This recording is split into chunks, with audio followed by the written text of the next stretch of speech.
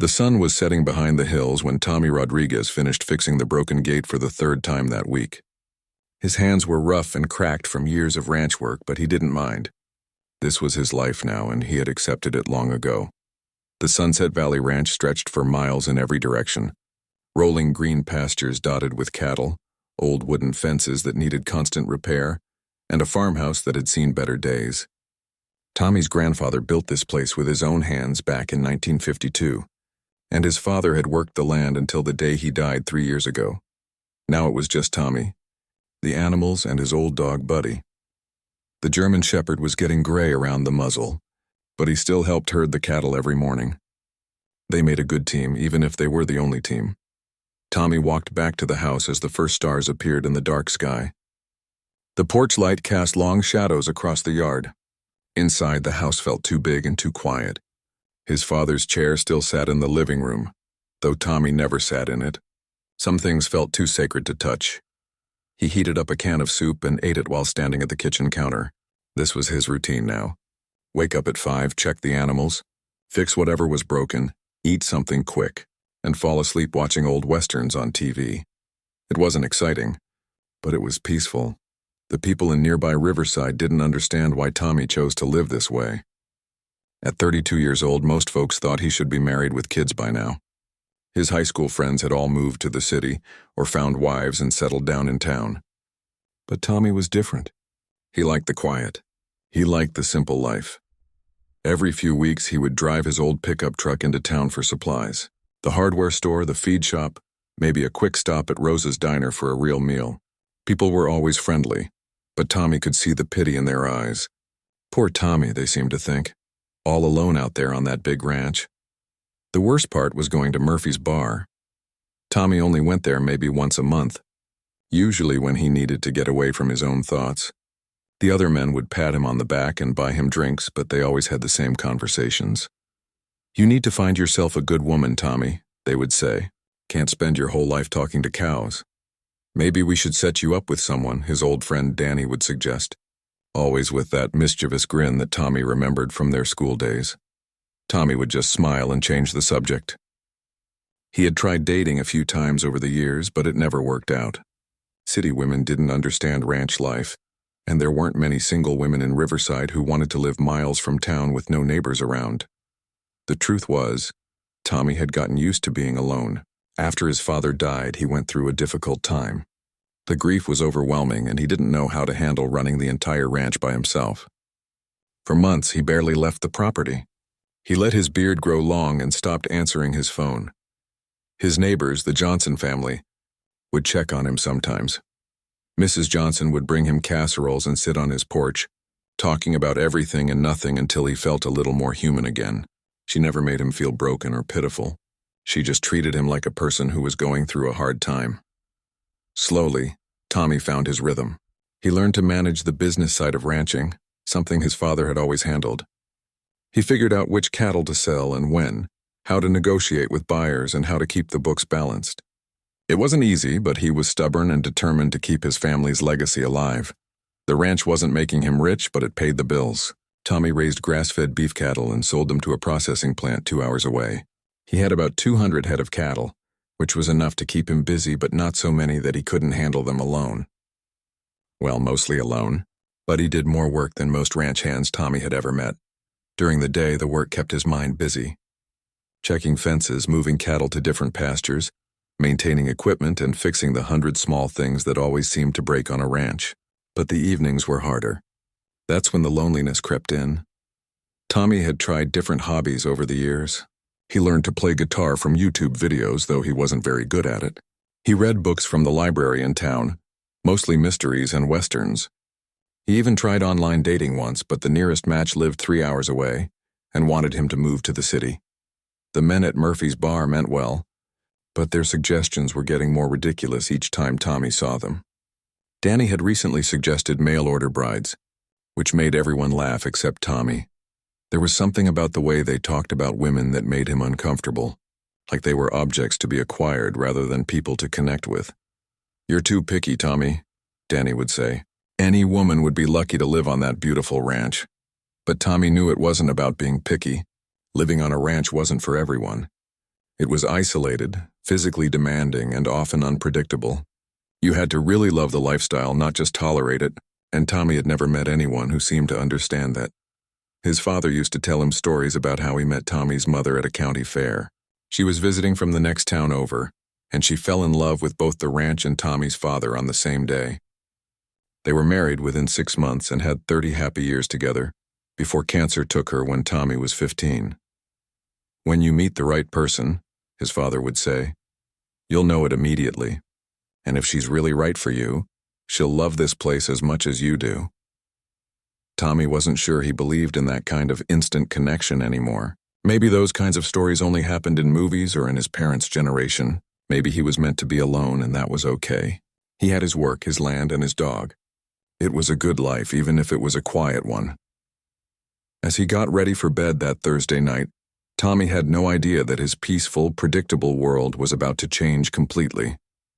He checked the locks, turned off the lights, and settled into bed with Buddy curled up on the rug nearby. Outside, the wind was picking up, and he could hear rain starting to hit the windows. It was going to be one of those storms that lasted all night. Tommy pulled the blankets up and closed his eyes, thinking about all the work he would need to do tomorrow to check for storm damage. He never could have imagined that by tomorrow night, nothing in his life would ever be the same again. The rain was coming down hard when the headlights first appeared at the end of Tommy's long driveway. It was almost 9 o'clock at night, and he was getting ready to watch the evening news when Buddy started barking at the front door. Tommy looked through the window and saw a beat-up red pickup truck making its way slowly up the muddy drive.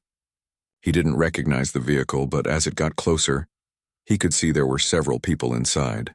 His first thought was that someone might be in trouble or lost. Living this far from town, Tommy occasionally had people stop by asking for directions or help with a broken-down car.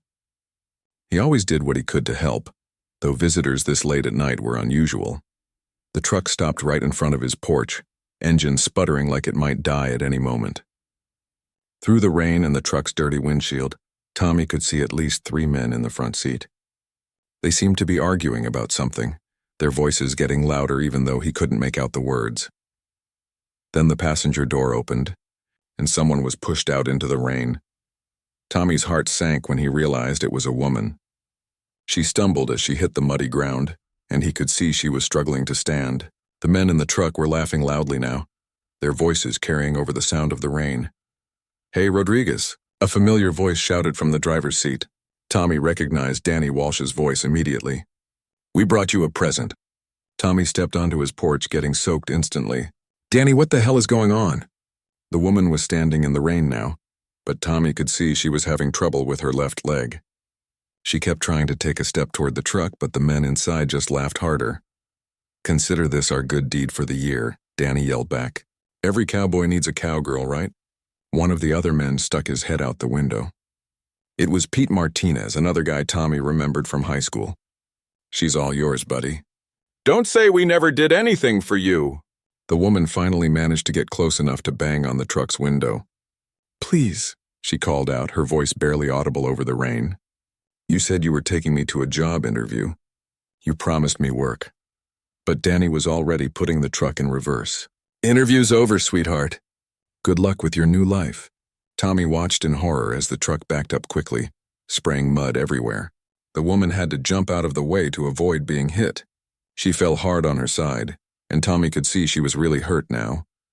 The truck spun around and headed back down the driveway, the men inside still laughing and honking the horn. Their taillights disappeared into the darkness, leaving Tommy alone with a stranger who was now sitting in the mud, crying. He ran out into the rain without even grabbing a jacket. "Are you okay? Are you hurt?" The woman looked up at him and Tommy's heart broke a little. She was probably around 30, with long dark hair that was now soaked and sticking to her face. Her clothes were cheap and worn, and she had a small backpack that was now completely soaked through. "I'm sorry," she said, trying to stand up again. "I'm so sorry about this.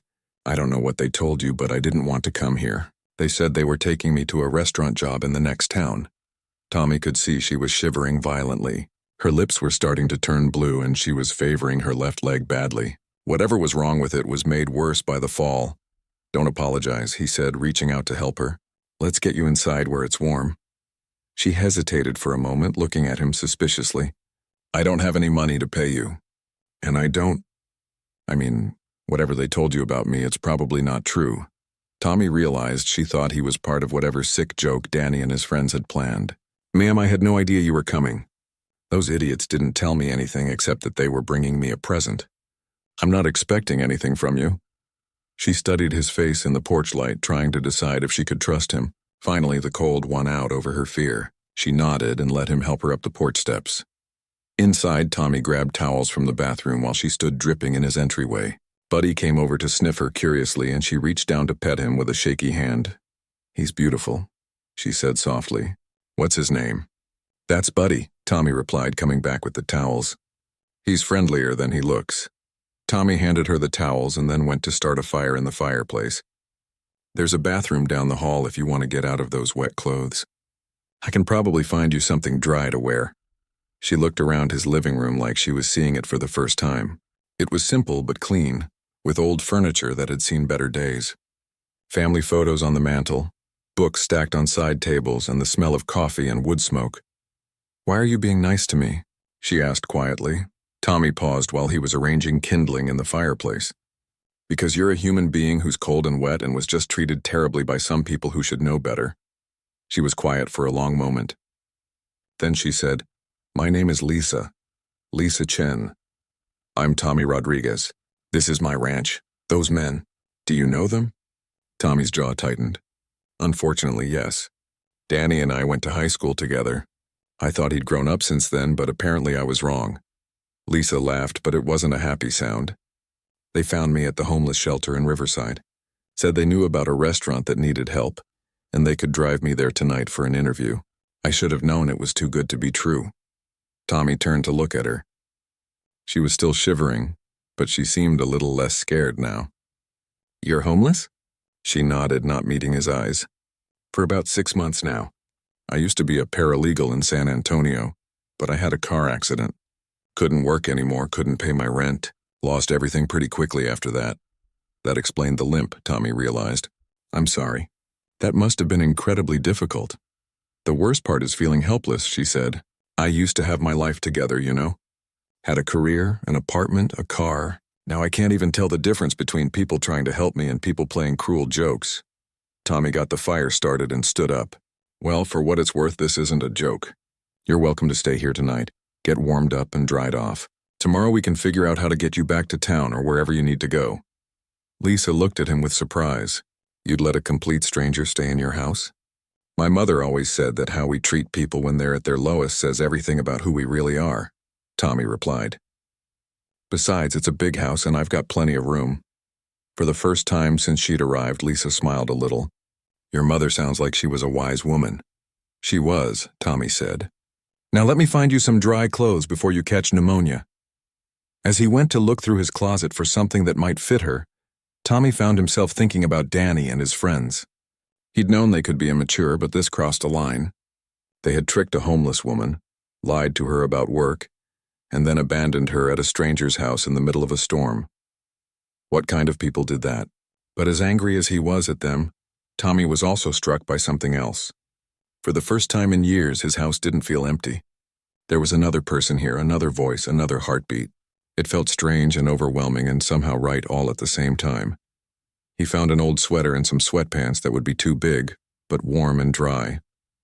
When he came back to the living room, Lisa was sitting on the floor next to Buddy, scratching behind his ears while he leaned against her contentedly. He likes you, Tommy observed. Animals are usually better judges of character than people, she replied. Tommy handed her the clothes. There's soup in the kitchen if you're hungry. Nothing fancy, just chicken noodle from a can. That sounds like the best meal I've had in weeks, she said, and Tommy could tell she wasn't exaggerating. As Lisa went to change clothes, Tommy stood by the fire and tried to process what had just happened.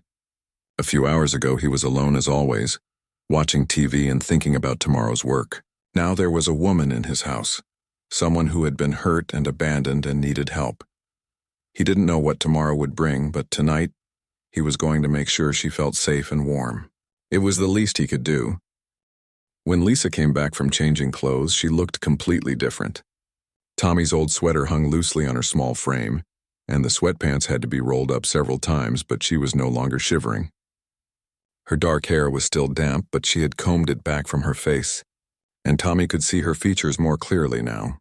She was pretty in a quiet way, with intelligent brown eyes and a kind face that looked like it had seen too much hardship recently. But what struck Tommy most was how she carried herself.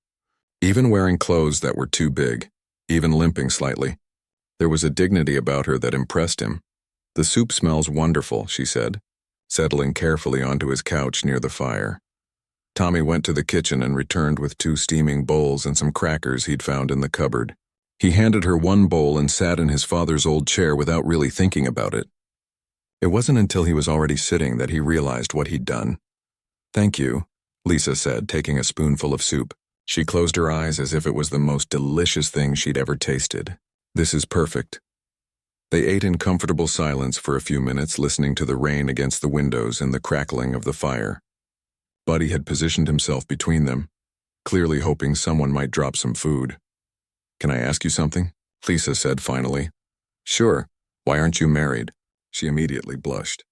"I'm sorry, that's none of my business. I just meant, you seem like a good person. And this place is beautiful. I would have thought." Tommy smiled. "It's okay. Everyone in town asked me the same question. I guess I just never found the right person. Or maybe the right person never wanted to live this far from civilization. How far are we from town?" "About 12 miles. Takes 20 minutes on a good day. Longer when the road gets muddy like tonight." Lisa nodded thoughtfully. "I can see how that might be challenging for some people. But there's something peaceful about it too. The quiet, the space, the way you can actually see the stars out here."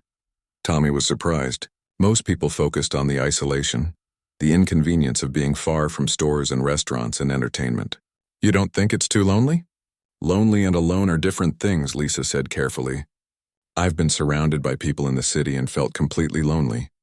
But sitting here right now, even though we just met, I don't feel lonely at all." Something in her voice made Tommy look at her more closely. There was a sadness there, but also a strength that he recognized. It was the same strength he'd had to develop when his father died and he had to figure out how to keep going. "Can I ask what happened?" he said gently. "With your job and everything?" Lisa set down her soup bowl and was quiet for a moment. "I was driving home from work one evening about 8 months ago. It had been a long day and I was tired. A drunk driver ran a red light and hit my car on the driver's side. She unconsciously touched her left leg.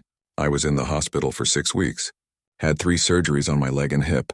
The doctor said I was lucky to walk at all, but I'd never walk normally again." Tommy felt his chest tighten with sympathy. That must have been terrifying. "The physical pain was bad, but the worst part was watching my life fall apart piece by piece. I used my sick days, then my vacation time, then took unpaid leave. But the law firm where I worked couldn't hold my position forever, especially when it became clear I wouldn't be able to work the same hours or travel for cases like before." She picked up Buddy's paw and held it gently. "My health insurance covered most of the medical bills, but not all of them. I had to sell my car to pay for physical therapy. Then I couldn't make rent without my full salary. I moved to a cheaper apartment, then an even cheaper one, but it wasn't enough." "What about family? Friends?" Lisa's smile was bitter. "My parents died when I was in college. Car accident, actually. I have a sister in Seattle, but she has her own family and problems. As for friends, it's amazing how quickly people disappear when you can't keep up with their lifestyle anymore." Tommy had never really thought about how quickly someone's life could change. He'd always taken for granted that his ranch would always be here, that he'd always have a roof over his head and food on the table. But Lisa's story made him realize how fragile security really was. "The shelter in Riverside has been good to me," she continued. "But you can only stay for 30 days at a time, and then you have to find somewhere else for at least a week before you can come back. That's why I was so desperate when those men offered me a job. I was on my last day and I didn't know where I was going to go." "What kind of work did you do? Before the accident, I mean." "I was a paralegal for a firm that specialized in contract law. Boring stuff mostly, but I was good at it. I liked the research, the attention to detail, making sure everything was done correctly." She laughed softly. "I used to be the person who double-checked everyone else's work." Tommy could hear the pride in her voice when she talked about her old job, and the loss too. "That sounds like important work." It was. "I felt useful, you know? Like I was contributing something meaningful." She gestured around the room. "What about you? Have you always been a rancher?" Born and raised here. My grandfather started this place, my father expanded it, and now it's just me trying to keep it going. Do you like it? It was such a simple question, but Tommy realized no one had ever asked him that before. Everyone just assumed that because it was the family business he must want to do it. Most days, yes, he said honestly. I like working with the animals, being outside, the satisfaction of fixing something that's broken. But it can be overwhelming sometimes, trying to handle everything by yourself. What's the hardest part? The business side, probably. My father always handled the contracts with buyers, the accounting, the legal stuff. I figured out most of it, but I know I'm not doing it as well as he did. Lisa sat up straighter. What kind of legal stuff? Oh, just boring contracts mostly. Sales agreements, insurance paperwork, permit renewals. Nothing too complicated. I might be able to help with that, she said quietly. I mean, if you wanted me to look at anything. I know I'm not practicing law anymore, but I still remember how contracts work. Tommy looked at her with surprise. You'd do that? You just gave me food and shelter when I had nowhere else to go. It's the least I can do. There was something in her voice that made Tommy think this was about more than just returning a favor. She needed to feel useful again, to contribute something meaningful like she used to. Tell you what, he said. Why don't you stay here for a few days, let that storm pass, and give yourself time to figure out what you want to do next. In exchange, maybe you could look at some of my paperwork and tell me if I'm missing anything important. Lisa's eyes filled with tears. You don't even know me. How do you know I'm not dangerous or crazy or, I don't know, a criminal? Tommy smiled. Well, Buddy likes you and he's an excellent judge of character. Plus, anyone who gets that excited about canned soup can't be too dangerous. She laughed through her tears. You're either very kind or very naive. Maybe both, Tommy admitted. But my mother always said that sometimes taking a chance on someone is the best thing you can do for both of you. Your mother sounds like she was an amazing woman. She was. I think she would have liked you. Lisa wiped her eyes with the sleeve of Tommy's sweater. Are you sure about this? I don't want to be a burden. You won't be. This house has been too quiet for too long. It'll be nice to have someone to cook for besides myself. I can cook too, she said eagerly. I mean, nothing fancy, but I can make a decent meal. And I'm good at cleaning and organizing. I used to run a very efficient office. Tommy could see how important it was for her to contribute, to not feel like charity. That sounds perfect. I have to warn you, though, this place is pretty disorganized. My father was neat, but I've let things slide since he passed. When did he die? 3 years ago. Heart attack. He was checking on the cattle one morning and just didn't come back to the house. I'm so sorry. That must have been devastating. It was. We were very close. He taught me everything I know about ranching, but he also protected me from a lot of the business complexity. I've been learning as I go ever since, Lisa nodded. Grief is strange, isn't it? How it changes everything, even things you thought would stay the same forever. Yes, Tommy said, grateful that she understood. Exactly like that. They sat in comfortable silence again, watching the fire burn lower. Outside, the storm was finally starting to calm down. Tommy felt something he hadn't experienced in years. Contentment. Not just the absence of loneliness, but actual happiness at having someone to share his evening with. Tommy, Lisa said softly, yeah? Thank you. For everything. I know tomorrow I'll have to figure out what comes next, but tonight, for the first time in months, I feel safe. Tommy felt a warmth in his chest that had nothing to do with the fire. You're welcome, Lisa, and don't worry about tomorrow just yet. Let's just take things one day at a time. As they said goodnight and Lisa headed to the guest room, Tommy realized that his quiet, predictable life had just become a lot more complicated. But as he settled into bed with Buddy curled up on the floor beside him, he found himself looking forward to tomorrow in a way he hadn't in years. For the first time since his father died, the house didn't feel empty. Tommy woke up the next morning to the smell of coffee and something that might have been pancakes. For a moment, he lay in bed confused, trying to remember the last time anyone had cooked breakfast in his kitchen. Then he remembered Lisa and everything that had happened the night before. He found her in the kitchen, moving carefully around his old stove with Buddy watching her every move. She had managed to find ingredients he'd forgotten he had and was flipping what looked like perfectly golden pancakes. Good morning, she said, smiling over her shoulder. I hope you don't mind. I woke up early and couldn't get back to sleep, so I thought I'd make myself useful. Mind? This is the best thing that's happened in this kitchen in years. Tommy poured himself coffee from the pot she'd made. It was stronger than he usually made it, and somehow better. I found some strawberry jam in your refrigerator and some frozen blueberries in the freezer. Hope that's okay. Tommy sat down at the kitchen table and watched her work. She moved with efficiency despite her limp, never taking an unnecessary step. Everything had a place and a purpose. It reminded him of how his mother used to cook. "How did you sleep?" "Better than I have in months," she said, setting a plate of pancakes in front of him. "That guest room is so quiet and peaceful.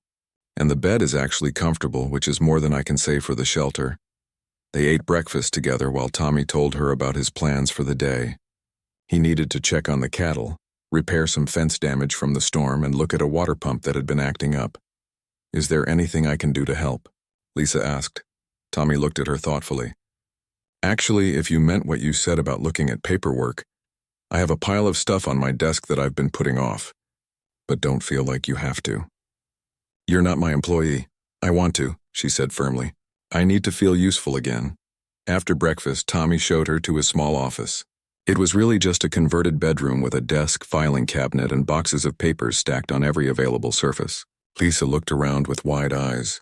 "When was the last time you organized any of this?" Tommy scratched his head sheepishly. "Define organized." Lisa laughed and rolled up her sleeves. "This is going to be fun. I love a good organizational challenge." Tommy left her to it and headed outside to start his daily routine. The storm had brought down a tree that was blocking the path to the back pasture, so he spent the morning cutting it up with his chainsaw. It was physical, satisfying work, but he found himself thinking about Lisa more than usual. There was something about having another person around that made everything feel different. Not just the obvious things like having someone to talk to or share meals with, but deeper changes too. The house felt alive in a way it hadn't since his father died. Around noon, he went back inside to check on her and found his office completely transformed. The papers were sorted into neat stacks, each labeled with a sticky note in Lisa's careful handwriting. The desk was clear except for his computer in a single folder. "How did you do all this so fast?" Tommy asked in amazement. "Organization is like a puzzle," Lisa explained, clearly in her element. "You just have to find the system that makes sense. I sorted everything by type first: taxes, insurance, sales contracts, supplier agreements, legal notices. Then within each category, I organized by date."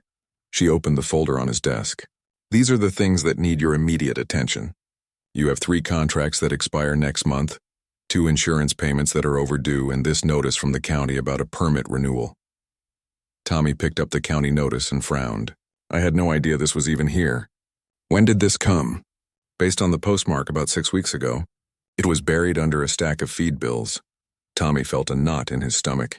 "If I don't renew this permit, I can't sell cattle at the regional auction. That's where I get the best prices." "When is the deadline?" "Next Friday." Tommy ran his hand through his hair. "This is exactly the kind of thing my father would never have let slip through the cracks." Lisa put a gentle hand on his arm. "Hey, we caught it in time, and I can help you with the renewal paperwork if you want. These government forms are mostly just bureaucratic nonsense anyway." Over the next few days, Lisa threw herself into organizing Tommy's business affairs with an enthusiasm that amazed him. She set up a filing system, created a calendar for important deadlines, and even found several tax deductions he'd been missing. But her help wasn't limited to paperwork. When she wasn't working in the office, she found other ways to contribute. She organized his kitchen cabinets, mended clothes that had been sitting in his laundry basket for months, and even started a small vegetable garden in a sunny spot behind the house. "You don't have to do all this," Tommy told her one evening as they sat on the porch watching the sunset. "I know," she replied, "but it makes me feel normal again. Like I'm contributing to something instead of just taking up space." Tommy was beginning to understand that Lisa's need to be useful was about more than just earning her keep. The accident hadn't just damaged her leg. It had damaged her sense of self-worth. Every task she completed, every problem she solved, was helping her rebuild confidence in her own value. The transformation wasn't just one-sided, though. Having Lisa around was changing Tommy, too.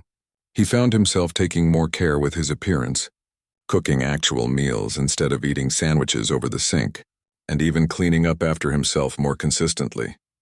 "You know," Lisa said one morning as she reviewed a supplier contract, "you're being overcharged for feed. This price is about 20% higher than market rate. Tommy looked over her shoulder at the contract. Really? I've been using the same supplier for years. My father always said it was important to stick with people you trust. Trust is important, but so is not being taken advantage of. This company has been raising your prices every year, but feed costs have actually gone down in the region. They're banking on you not shopping around. How do you know about feed costs? Lisa smiled and pointed to his computer. Internet research. I spent yesterday afternoon learning about cattle ranching economics. It's actually fascinating stuff. That weekend, Lisa convinced Tommy to drive to 3 different feed suppliers to compare prices and quality. By the end of the day, they had negotiated a new contract that would save him over $3,000 a year. I can't believe I was just accepting those price increases, Tommy said as they drove home. You had other things on your mind, Lisa replied diplomatically. Running a ranch by yourself is overwhelming. It's easy for business details to slip through the cracks. But Tommy was starting to realize that his father's death had been an excuse for longer than it should have been.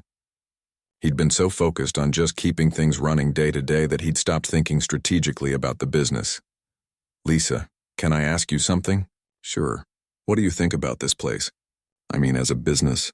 Are there things I should be doing differently? Lisa was quiet for a moment, clearly choosing her words carefully. Can I be honest without hurting your feelings? Please. You're essentially running a 1970s ranch in 2024. Your operations are efficient, your cattle are healthy, and your land management is good. But your business model hasn't evolved with the times. Tommy felt a little defensive. My father built a successful operation here. He did, and he should be proud of that. But the market has changed.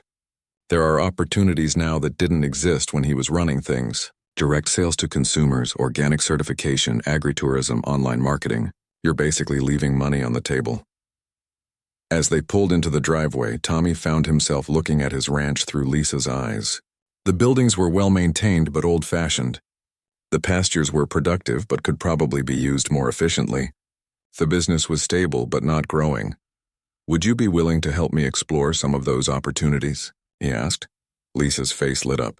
Really? You'd want my input on something that big? Lisa, in 1 week you've saved me thousands of dollars and organized 3 years of chaos. I'd be crazy not to want your input. That evening, they sat at the kitchen table with Tommy's laptop and a legal pad, brainstorming ideas for modernizing the ranch operation. Lisa's enthusiasm was infectious, and Tommy found himself getting excited about possibilities he'd never considered. What if we started with something small? Lisa suggested. Like selling directly to local restaurants? I could research which ones prioritize locally sourced meat and draft pitch letters. You do that? Tommy, this is the most energized I've felt about work in almost a year.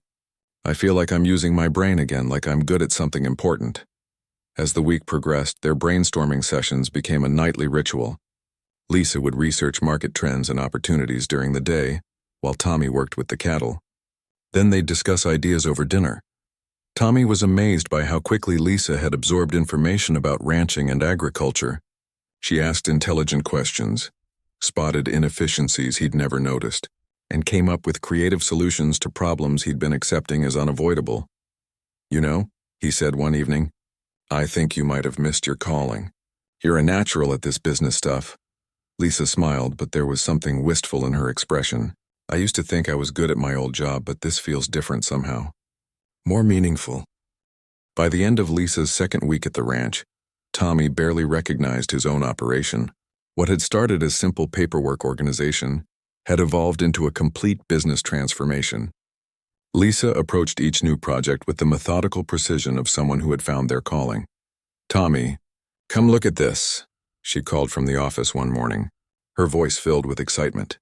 He found her at the computer, surrounded by printouts and charts she'd created. On the screen was a website that looked nothing like anything he'd ever seen associated with ranching. What am I looking at? It's a farm-to-table restaurant in Austin that specializes in locally sourced grass-fed beef. Look at the prices they're charging. She pointed to the menu on screen. They're selling steaks for 3 times what you get from the processing plant. Tommy whistled low.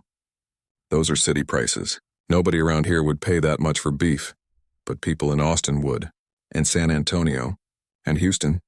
Lisa pulled up another browser tab. I've been researching the local food movement. There's a huge demand for ethically raised, locally sourced meat.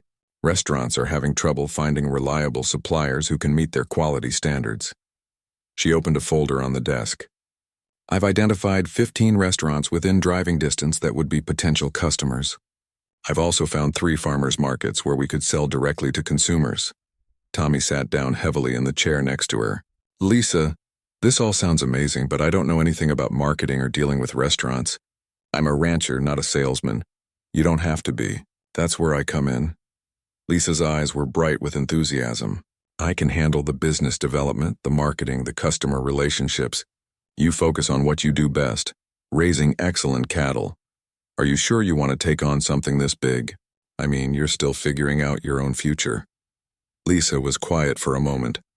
Tommy, can I tell you something? Of course. For the past 8 months, ever since the accident, I felt like I was disappearing. Like I was becoming invisible. Just another homeless person that people look through instead of at. But these past 2 weeks working on your ranch, helping build something, I feel like myself again. She gestured around the office. This work, this place, it's giving me back something I thought I'd lost forever. Purpose. The feeling that I matter. That I'm contributing something meaningful to the world. Tommy felt a tightness in his chest. You do matter, Lisa, more than you know. Then let me do this. Let me help you build something amazing here. The conviction in her voice convinced him. Okay, but we do this as partners. I'm not just hiring you as an employee. If we're going to transform this place, we do it together. Lisa's smile was radiant. Partners. They shook hands across the desk. And Tommy felt like they were sealing something much bigger than a business agreement. Over the following weeks, Lisa threw herself into the project with an energy that amazed Tommy. She created a business plan, designed marketing materials, and even convinced him to invest in a small chest freezer so they could store individual cuts for direct sales. The first breakthrough came when she contacted a farm-to-table restaurant called Harvest in the nearby college town. The owner, a young chef named Carlos, was frustrated with his current beef supplier's inconsistent quality. He wants to visit the ranch, Lisa told Tommy after hanging up the phone. He says the best way to know if he wants to buy from us is to see how we raise our cattle. Tommy felt nervous about the visit, but Lisa coached him through it. Just be yourself, she said. Tell him about your grandfather starting this place, about your sustainable grazing practices, about how you know every animal individually. That's what these chefs want to hear, the story behind the food. Carlos arrived on a Saturday morning driving a small pickup truck with Harvest Restaurant painted on the side.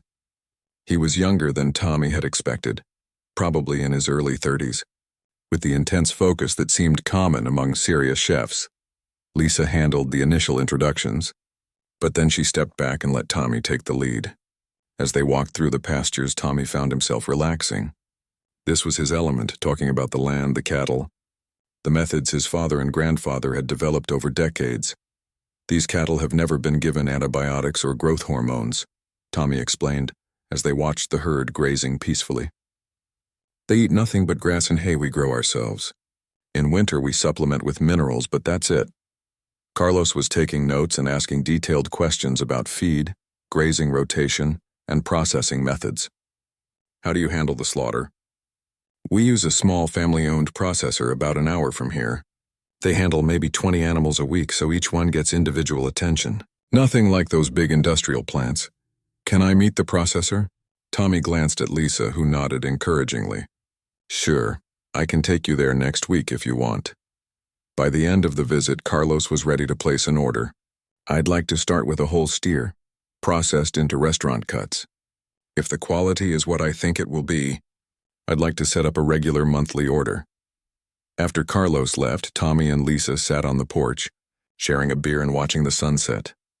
I can't believe that just happened, Tommy said. One customer and we'll make more profit than I usually see in 3 months. This is just the beginning, Lisa replied. Carlos knows other chefs in the area. If he's happy with our beef, word will spread. She was right.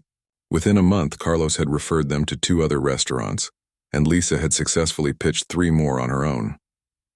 By autumn, they had 7 restaurant customers and were selling at 2 farmers markets every weekend. The farmers market experience was a revelation for Tommy. He'd never realized how much people wanted to know about their food, where it came from, how it was raised, who was raising it. "Tell me about your ranch," customers would ask, and Tommy found himself sharing stories about his grandfather, about the land, about individual animals he'd raised from calves. Lisa was a natural at the markets too, but in a different way. While Tommy connected with customers through storytelling, she connected through education. She had studied nutrition and could explain the health benefits of grass-fed beef, the environmental advantages of sustainable grazing, and the economic impact of buying local. "You two make an incredible team," observed Mrs. Patterson, a regular customer at the Saturday market in Riverside. "He's got the heart, and you've got the head." Lisa blushed at the compliment, but Tommy could see how proud it made her feel.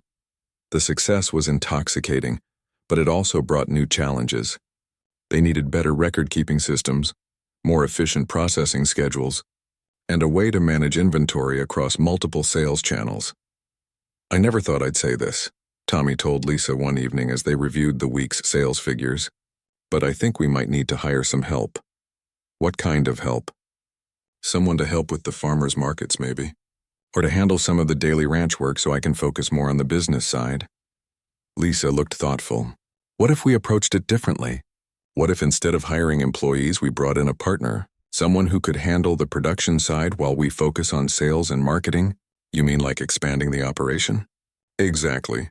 Your neighbor, Mr. Johnson, has been talking about retiring from dairy farming. What if he converted some of his land to beef cattle? We could provide the expertise in marketing. He could provide additional production capacity." Tommy stared at her.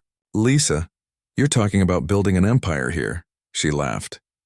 "Maybe not an empire, but definitely something bigger than either of us could build alone." As autumn turned to winter, their little partnership was generating more income than Tommy had ever seen from the ranch. They'd paid off several old debts, invested in equipment upgrades, and even started a savings account for future expansion. But the financial success wasn't the only transformation happening at the ranch. Tommy found himself changing too. The quiet, solitary man who had been content with routine and isolation was becoming someone who looked forward to new challenges, to meeting new people, to building something bigger than himself. "You know what I realized today?" he told Lisa as they prepared dinner together one evening. "What's that?" "For 3 years after my father died, I thought I was keeping his legacy alive just by maintaining what he built. But I think he would have wanted more than that. I think he would have wanted me to grow, to take risks, to build on what he started." Lisa smiled. "I think you're right. And I think he would be proud of what you're accomplishing." "What we're accomplishing," Tommy corrected. "None of this would have happened without you." As they sat down to eat, Tommy looked around his kitchen, their kitchen now, really, and marveled at how much had changed. 6 months ago, he was a lonely bachelor eating canned soup and wondering if he'd spend the rest of his life alone. Now he was part of a thriving partnership with a woman who challenged him, inspired him, and had become the most important person in his world. The transformation was far from over, but already Tommy could see that Lisa had become much more than a business partner. She had become the missing piece he hadn't even realized he was looking for, and from the way she looked at him across the dinner table, eyes bright with plans for tomorrow, he was starting to think she felt the same way. The trouble started on a Tuesday morning in November when Tommy went into town for supplies and ran into Danny at the feed store. It had been months since that night Danny and his friends had dumped Lisa at the ranch, and Tommy had been happy to avoid them entirely. "Well, look who it is," Danny said with his familiar smirk. "How's that charity case working out for you, Rodriguez?" Tommy felt his jaw clench, but he kept his voice level. "Lisa is doing just fine, thanks for asking." "I bet she is. Free room and board, no questions asked. Must be nice." Danny's tone was mocking, and several other customers were starting to pay attention to their conversation. "Actually, she's my business partner now. We've expanded into direct sales, and business is better than it's ever been." Danny laughed, but there was something mean in it. "Business partner? Is that what we're calling it? Come on, Tommy, everyone knows what's really going on out there." Tommy took a step closer. "And what exactly do you think is going on?" "You're lonely, she's desperate. It's a convenient arrangement for both of you. Just don't pretend it's some great love story." Before Tommy could respond, Danny had grabbed his feet and walked out, leaving Tommy standing there with his hands shaking from anger and embarrassment. The other customers were trying not to stare, but Tommy could feel their eyes on him. By the time he got home, Tommy's mood was dark. He found Lisa in the office working on their quarterly tax paperwork and tried to act normal, but she noticed immediately. "What's wrong?" she asked, looking up from the computer. "Nothing. Just ran into some old friends in town." Lisa studied his face. "Danny and his crew?" Tommy nodded reluctantly. He hadn't told Lisa about most of the gossip he'd been hearing around town, but apparently she was more aware of it than he'd realized. "What did they say this time?" "Does it matter? They're just trying to stir up trouble." Lisa saved her work and turned to face him fully. "Tommy, I know people have been talking about us, about me living here, about our business relationship. I'm not stupid." Tommy sat down across from her. "Lisa, you don't need to worry about what small-minded people think, but you do worry about it. I can see it in your face every time you come back from town." She was quiet for a moment. "Maybe they're right. Maybe this situation is unfair to you." "What do you mean?" "I mean, maybe I've taken advantage of your kindness. You rescued me when I had nowhere else to go. And now I've inserted myself into your life, your business, your home. Maybe it's time for me to find my own place." Tommy felt like he'd been punched in the stomach. "Is that what you want?" "What I want isn't the point. It's about what's best for you, for your reputation in the community." "My reputation?" Tommy's voice rose. "Lisa, 6 months ago I was the town hermit, eating canned soup alone every night and slowly running my family's ranch into the ground. Now I have a thriving business, a clean house, and the best friend I've ever had. If people want to gossip about that, let them." Lisa's eyes filled with tears. "I just don't want to hurt you. You've been so good to me. And if people think I'm taking advantage of that, the only people whose opinions I care about know exactly what kind of person you are." Tommy reached across the desk and took her hand. "Lisa, you haven't taken advantage of anything. You've saved this place. You've saved me." Their conversation was interrupted by the sound of a car in the driveway. Through the window, they could see a sleek black sedan. Definitely not the kind of vehicle that usually visited the ranch. "Are you expecting someone?" Lisa asked. Tommy shook his head and they both went to the front door. A woman in an expensive-looking business suit was getting out of the sedan, along with a man in a similar outfit carrying a briefcase. "Lisa Chen?" the woman called out as they approached the porch. Lisa went very still beside Tommy. "Yes? I'm Jennifer Hayes from Crawford Steinberg and Associates. This is my colleague, David Kim. We've been trying to reach you." Tommy had never heard of the law firm, but Lisa clearly had. Her face had gone pale and she was gripping the porch railing tightly. "What do you want?" she asked. Jennifer smiled, but it was the kind of professional smile that didn't reach her eyes. "We have a proposition for you. May we come in?" Lisa glanced at Tommy, who nodded. They led the lawyers into the living room, where Jennifer and David sat on the couch while Tommy and Lisa took chairs across from them. "Lisa, we'll get straight to the point," Jennifer began. "Crawford Steinberg is expanding our Austin office, and we need experienced paralegals who understand Texas contract law. We've been following your career and we're impressed with your background." "You've been following my career?" Lisa's voice was incredulous. "I haven't worked in the legal field in over a year." David opened his briefcase and pulled out a folder. "We're aware of your circumstances. The accident, the financial difficulties, the employment gap. None of that concerns us. We're interested in your skills and experience." Jennifer leaned forward. "We're prepared to offer you a position as senior paralegal with our corporate contracts division. The starting salary would be $65,000 a year, plus full benefits and relocation assistance." Tommy felt his heart sink. $65,000 was more money than most people in Riverside made. Certainly more than Lisa could ever make working with him on the ranch. "How did you find me?" Lisa asked quietly. "We have our ways," David replied with a slight smile. "The legal community in Texas is smaller than you might think. When word got around that you were available, several firms became interested." "What word?" "I haven't applied for any jobs." Jennifer and David exchanged glances. "Lisa, you've been living in a very small world recently, but your reputation in the legal community was excellent before your accident. People remember good work." Tommy watched Lisa's face as she processed this information.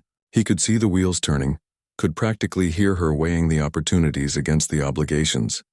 "This is a generous offer," she said carefully, "but I have commitments here. Business partnerships that I can't just abandon." Jennifer's smile became condescending. "Lisa, I'm sure your current situation has been a nice break from the real world. Playing house, pretending to be a rancher. But let's be realistic. This is your chance to get your life back on track. Tommy felt his temper flare. Playing house? David held up a hand. We don't mean any disrespect, Mr. Rodriguez. We're sure Lisa has been helpful to you. But she's trained for much bigger things than small-town agriculture.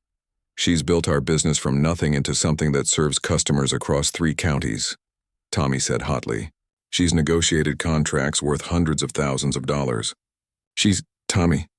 Lisa's voice was soft but firm. It's okay. She turned back to the lawyers. I appreciate the offer, I really do. But I need time to think about it. Of course, Jennifer said, standing up. But don't take too long. Opportunities like this don't wait forever. David handed Lisa a business card. Call me by Friday. The position needs to be filled by the 1st of the year.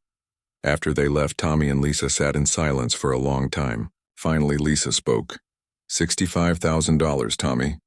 I know. Plus benefits. And a real career track, not just whatever this is. Tommy felt like he was losing her already. What do you want to do? I don't know. She was crying now. Quiet tears that she wiped away with her sleeve. 6 months ago, I would have jumped at an opportunity like this. It's everything I thought I wanted: financial security, professional respect, a chance to rebuild my old life. But my old life wasn't making me happy even before the accident. I was good at my job, but I was just going through the motions, working long hours on cases that didn't matter to people I didn't care about. She looked around the living room. Here, I feel like the work I do matters. It's like I'm building something real with someone I care about. Tommy's heart jumped at those last words, but he tried to stay focused on the practical issue. Lisa, this is about more than just job satisfaction. It's about your future, your independence, your security. Is it, though? Or is it about what other people think I should want? What do you mean? Lisa stood up and walked to the window, looking out at the pastures where Tommy's cattle were grazing in the late afternoon sun. Those lawyers, they looked at me like I was deluding myself.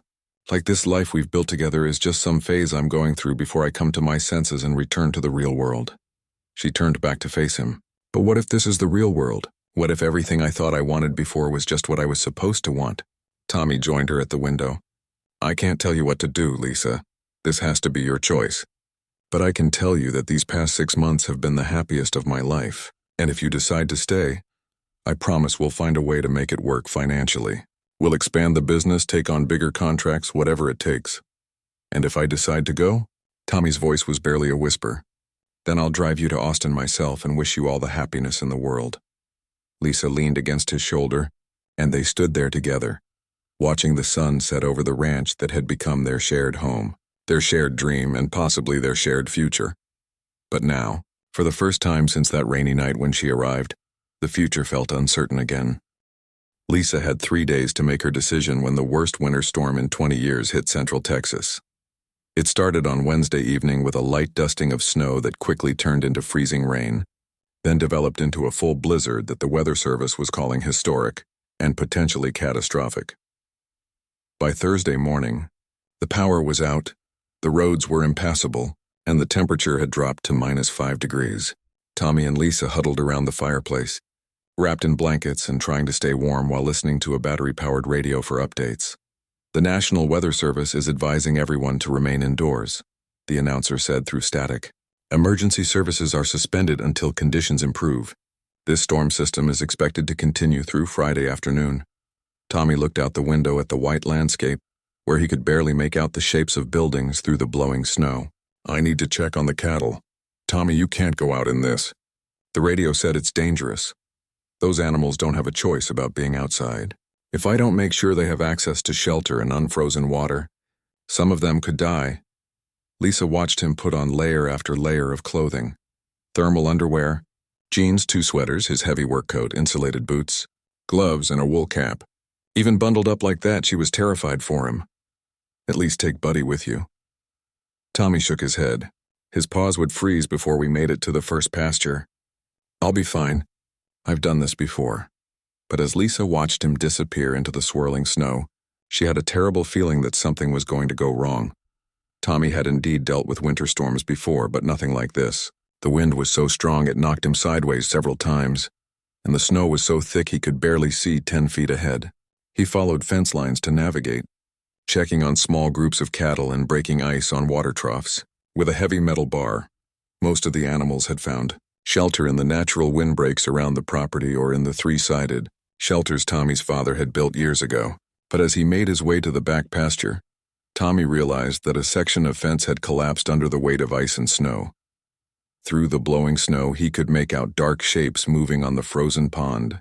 Several cattle had wandered through the broken fence and were now stranded on the ice, probably looking for water before the surface froze. Tommy's heart sank as he got closer and realized the situation was even worse than he'd thought. The ice had started cracking under the weight of the animals, and one young steer was already partially through, struggling frantically to pull himself out of the freezing water. Tommy knew he had to act fast. Cattle could die within minutes in water this cold, and if the ice collapsed completely, he could lose several animals. He grabbed a long rope from his supply pack and tried to approach the stranded steer. But as soon as he stepped onto the ice, he heard the ominous sound of cracking. The ice was too thin to support his weight. He needed a different approach. Tommy tried to fashion a lasso with the rope, hoping to pull the steer to safety from the shore, but his hands were already so cold he could barely feel his fingers, and the wind kept blowing the rope off target. Meanwhile, the young steer was getting weaker, and Tommy could see other animals starting to panic as the ice beneath them continued to crack. In desperation, Tommy decided to distribute his weight by lying flat on the ice and crawling toward the struggling animal. It was risky, but he couldn't just stand there and watch the steer drown. He made it about 10 feet before the ice gave way completely. The shock of hitting the freezing water drove all the air from Tommy's lungs. The cold was so intense it felt like being struck by lightning. His heavy clothes, which had been protecting him from the wind and snow, now became anchors dragging him down into the dark water. Tommy tried to swim toward the surface, but he couldn't feel his arms or legs anymore. The world above the water looked impossibly far away, and he could feel consciousness slipping away as his body went into shock from the cold. Meanwhile, back at the house, Lisa was growing increasingly worried. Tommy had been gone for over 2 hours, much longer than he'd planned. She tried to tell herself that the storm was just making everything take longer, but her anxiety was building with each passing minute. When she heard Buddy barking frantically at the back door, her worry turned to alarm. The dog was clearly agitated about something, pacing and whining in a way she'd never seen before. "What is it, boy? Is Tommy in trouble?" Buddy ran to the door, then back to her, then to the door again. Lisa looked outside at the storm that showed no signs of letting up. The smart thing would be to wait for Tommy to return. The safe thing would be to stay inside where it was warm.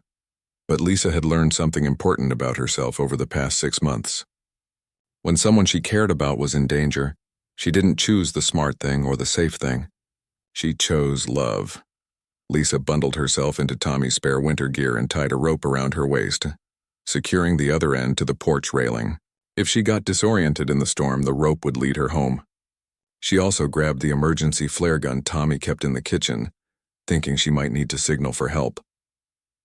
Buddy led the way, somehow able to follow Tommy's trail even through the blowing snow. Lisa's limp made walking through the deep drifts difficult and painful, but she pushed forward, driven by a fear she'd never experienced before. When they reached the broken fence, Lisa could see the dark patch of open water where the ice had collapsed. At first she didn't see any sign of Tommy or the cattle. Then Buddy started barking at something in the water and Lisa's heart stopped. Tommy was floating face down about 20 feet from shore, unconscious and barely moving.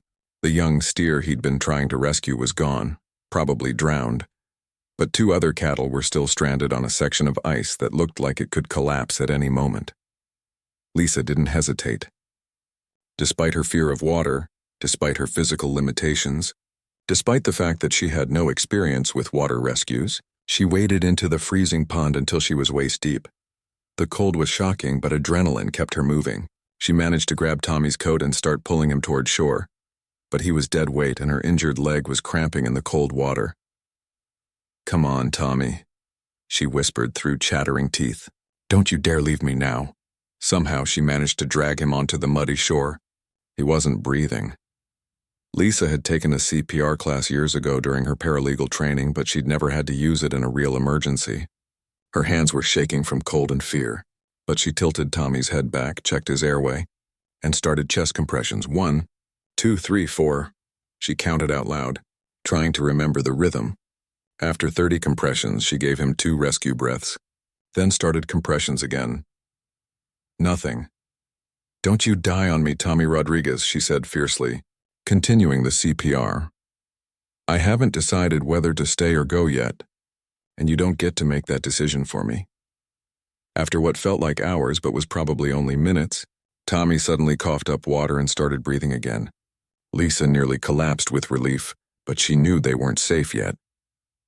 They were both soaked and hypothermic, and the storm was still raging around them. Lisa fired the flare gun into the air, hoping someone would see it despite the storm. Then she used her cell phone to call 911, praying the call would get through. 911. "What's your emergency?" "This is Lisa Chen at Sunset Valley Ranch on County Road 15.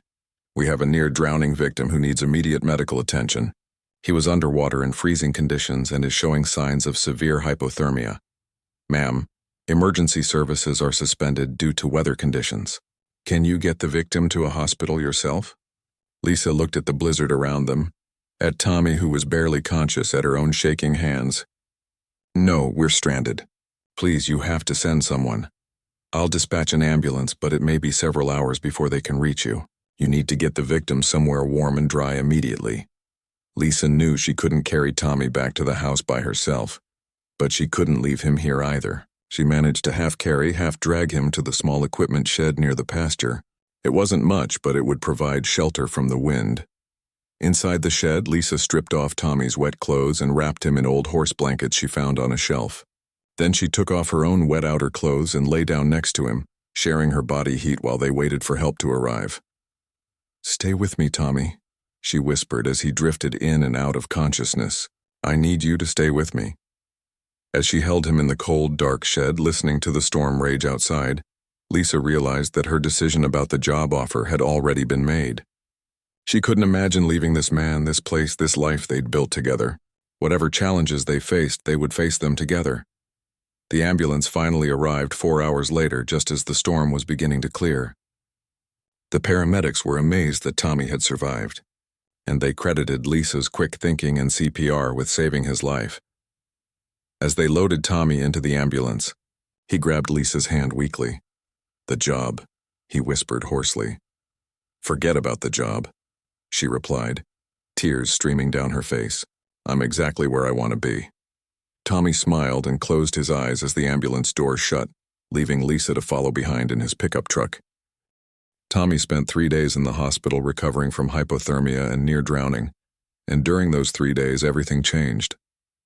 News of the dramatic rescue spread through Riverside like wildfire, and by the time Tommy was released, Lisa had become something of a local hero. "That woman saved your life," Dr. Martinez told Tommy as he signed the discharge papers. "If she hadn't found you when she did, if she hadn't known CPR, we wouldn't be having this conversation." The story had grown in the telling, as stories do in small towns. By some versions, Lisa had fought off a pack of wolves to reach Tommy. In others, she had single-handedly rescued all the stranded cattle. But the basic facts remained the same. A woman with a permanent limp had waded into a freezing pond during a blizzard to save the man she loved. When they got home from the hospital, there were 17 messages on their answering machine. 3 were from local newspaper reporters wanting interviews. 2 were from television stations in Austin and San Antonio. 1 was from a magazine called Texas Monthly, asking about doing a feature story on their ranch. "I don't understand," Lisa said, listening to the messages with growing amazement. How did all these people hear about what happened? Tommy was wondering the same thing until he got to message number 12. It was from Carlos, the chef from Harvest Restaurant. "Tommy, Lisa, I hope you're both okay. I heard about the accident from my supplier, who heard it from someone at the feed store. I've been telling everyone I know about your ranch and your incredible beef, but now I'm telling them about Lisa's heroic rescue too. You two are becoming legendary around here. Call me when you get this." The next message was from Jennifer Hayes, the lawyer who had offered Lisa the job in Austin. "Lisa, I heard about the incident at your ranch. I hope Mr. Rodriguez is recovering well. Given the circumstances, we're prepared to extend our job offer for another 2 weeks. However, I should mention that several of my colleagues have expressed concern about your judgment in choosing to remain in such a dangerous situation when you had better options available. Please call me to discuss. Lisa looked at Tommy and rolled her eyes. Dangerous situation? I think living in Austin traffic is probably more dangerous than ranch life. Tommy laughed, which hurt his still sore ribs. Are you going to call her back? Yes, but not to discuss extending the offer. Lisa called the law firm that afternoon and politely but firmly declined their position. I appreciate the opportunity, but I've found my calling here. I'm exactly where I belong. What none of them expected was how quickly the story would spread beyond the local area. Carlos had mentioned their ranch to a food blogger who wrote about farm-to-table restaurants. The blogger found the story of Lisa's rescue romantic and inspiring, and wrote a piece called "The Paralegal Who Became a Rancher and Saved the Day." That blog post was picked up by a larger website, which led to the magazine interviews, which led to a feature story in Texas Monthly titled, "Second Chances: How a Cruel Prank Created Texas's Most Inspiring Ranch Partnership." The article told their whole story. Danny's prank, Lisa's transformation from homeless to business partner, the growth of their direct sales operation, and the dramatic rescue during the blizzard. But it focused particularly on Lisa's business innovations and her role in transforming what had been a traditional cattle operation into a model for sustainable, profitable ranching. Lisa Chen represents a new generation of agricultural entrepreneurs, the article concluded. She proves that the future of family farming lies not just in preserving traditions, but in combining those traditions with fresh thinking, modern business practices, and an unwavering commitment to quality. The magazine feature changed everything. Suddenly, their phone was ringing constantly with orders from restaurants across Texas. Food Network wanted to do a segment on their operation. Agricultural colleges were inviting Lisa to speak at conferences about innovative ranch management. I can't believe this is happening, Lisa said one morning as she hung up from a call with a restaurant chain in Dallas wanting to place a massive order. You deserve every bit of recognition you're getting, Tommy replied. You've earned it. But the attention wasn't universally positive. Danny Walsh and his friends were less than pleased to discover that their cruel prank had backfired so spectacularly. The Texas Monthly article had mentioned their role in bringing Lisa to the ranch, and now everyone in Riverside knew exactly what they had done. People are talking about us like we're villains, Danny complained to Tommy when he ran into him at the hardware store. All we did was give you two a chance to meet each other. Tommy looked at him with disgust. Danny, you lied to a homeless woman, tricked her into getting in your truck, and then abandoned her at a stranger's house in the rain. The fact that it worked out well doesn't make what you did any less cruel. Danny shifted uncomfortably. We didn't mean any harm. Yes, you did. You meant to humiliate both of us. You just didn't expect Lisa to be stronger and smarter than you gave her credit for. The conversation was overheard by several other customers, and by the end of the week, Danny had been asked to resign from his position coaching Little League Baseball. Pete Martinez lost his job at the bank when his boss decided that someone with such poor judgment couldn't be trusted with customer relationships. I feel a little bad for them, Lisa admitted to Tommy one evening. I don't, Tommy replied firmly. Actions have consequences. They made their choices. The business continued to grow throughout the spring. They hired 2 part-time employees to help with farmers market sales and delivery driving. They partnered with 5 other local ranchers to create a cooperative that could handle larger orders while maintaining quality standards. Lisa was invited to serve on the board of the Texas Sustainable Agriculture Association. She spoke at 3 university agricultural programs about innovative marketing strategies for small farms. A publisher approached her about writing a book on transitioning from corporate work to agricultural entrepreneurship. But the moment Tommy knew that Lisa had truly become the star of the ranch came at the annual Riverside County Fair in July. They had entered the fair's agricultural competition, not really expecting much since they were competing against established operations that had been winning ribbons for decades. Lisa had prepared their presentation with her usual thoroughness, creating displays that showed their sustainable practices, customer testimonials, and financial growth. When the judges announced the winner of the Outstanding Agricultural Innovation Award, Tommy wasn't surprised to hear their ranch's name called. What surprised him was the thunderous applause that erupted from the crowd. As Lisa walked to the podium to accept the award, Tommy realized that she had become something remarkable, not just a successful businesswoman, but a symbol of resilience and transformation that inspired everyone who heard her story. 6 months ago, Lisa said into the microphone, her voice carrying clearly across the fairgrounds. I thought my life was over. I had lost my career, my home, my sense of purpose. I felt invisible, like I didn't matter to anyone anymore. She looked out at the crowd, which had grown quiet to hear her words. But sometimes the worst thing that happens to you leads to the best thing that could happen to you. Sometimes what feels like the end is actually the beginning. She gestured toward Tommy, who was standing at the edge of the crowd, beaming with pride. Tommy Rodriguez didn't just give me a second chance. He gave me the opportunity to discover who I really am and what I'm really capable of. Together, we've built something neither of us could have built alone. The applause started again, but Lisa raised her hand for quiet. This award isn't just mine. It belongs to everyone who believes in second chances, who sees potential where others see problems, and who understands that the best partnerships are built on mutual respect, shared dreams, and the willingness to take risks for the people you love.